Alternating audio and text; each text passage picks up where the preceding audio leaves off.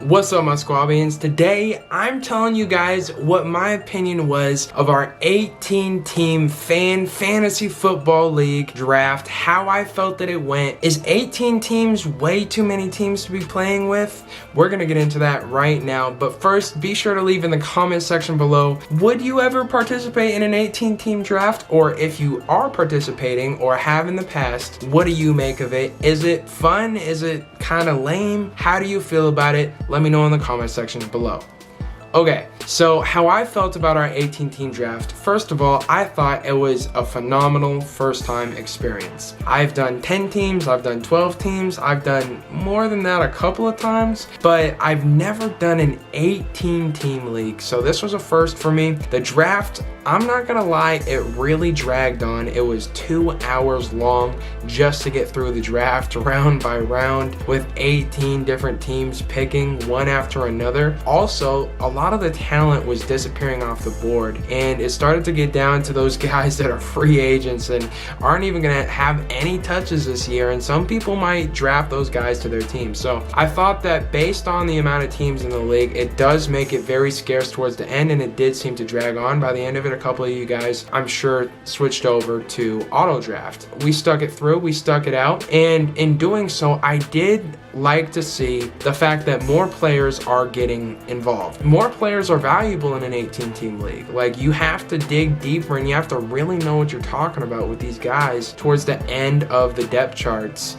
and guys that are second stringers, third stringers, but might have pop-out games that could win you a week in fantasy. And despite what the draft grade guys graded my draft, I think I had a really good draft. I don't think it was a perfect draft, but with some of the trades I've been making already, I feel like it's getting better. My team currently consists of quarterback Aaron Rodgers, Le'Veon Bell, Clyde Edwards-Helaire, Julian Edelman, Keenan Allen, Will Dissly, Brandon Cooks, and a bunch of bench players. Well, Brandon Cooks is now on the way over to the KC Sports Nerds team. In return, it was a 4-person trade on either side, but the very important part for me was bringing in DK Metcalf to replace Brandon Cooks. So DK could be my slot guy potentially. I think he's going to be the #1 wide receiver for Seattle this year, and I think he's going to have a breakout season. Also, I brought in via trade with Nick LeBeau's team, Aaron Jones in return for Blake Jarwin. While yes, I think Blake Jarwin is going to have a really good season,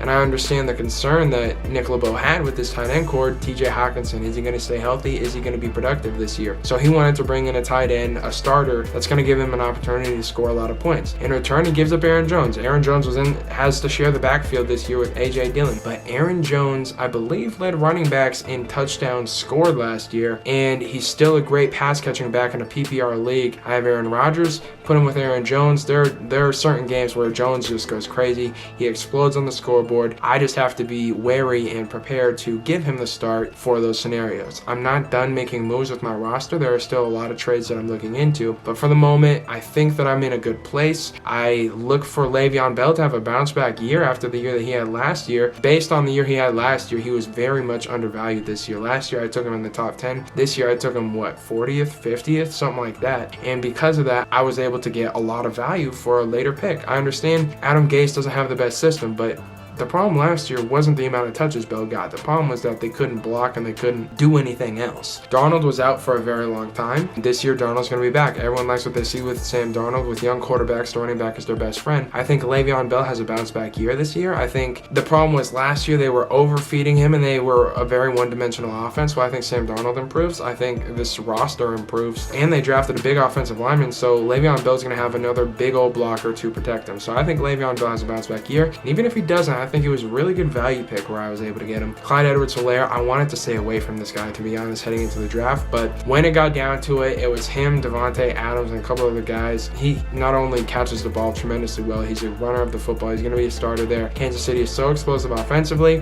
When they're behind, they're going to use Helaire. When they're ahead, they're going to use Helaire, and because of that, I wanted to bring him onto my roster. I later on hedged my bets a little bit, and the NFL fantasy football graders caught me pretty much by saying Darrell Williams was a hedge, which he is. He's the backup for the Kansas City Chiefs. So in case anything goes wrong with Clyde Edwards-Helaire, I got Darrell Williams to back it up. So I kind of got their whole backfield. That's what I was going after when I picked him. I just wanted to solidify the fact that even if it hits the fan with Clyde Edwards-Helaire, I have his backup. So regardless, I'll be able to get points at that position, hopefully, unless some crazy random name hops on the scene like a Chase Edmonds has in the past. So all in all, I think I had a pretty good draft. I'm not done making trades. I really like the guys that I've been able to bring in via trades. I think that a lot of teams in this league are really good. I also think that some of the teams aren't so good. I gotta be honest, as a nerdy football fanatic, I like the fact that there were a lot more names coming off the board than typically go off in these drafts. And in other leagues, like 10-man leagues, it's really hard to figure out who to start. In this league, not so much. There were only so many really good players that were available for so long, and after that, you know, unless you're able to bring some in via trades, it's not really a lot of tough decisions. So I do like that fact about this 18-man league, and all in all, I would definitely do it again. Although, if it's your first fantasy league, and you might be a little conservative about your approach to fantasy football, I wouldn't have it be your first ever league. Be sure to like, comment, and subscribe in this video. Let me know in the comment section below what you made about this fantasy football draft. 18 teams. What do you think of my team? Was it horrible? I got graded horribly. They gave me a C and said I'm going 2-11. They project me to finish 17th in the league. We'll see about that, NFL Fantasy. As always, go Cougs.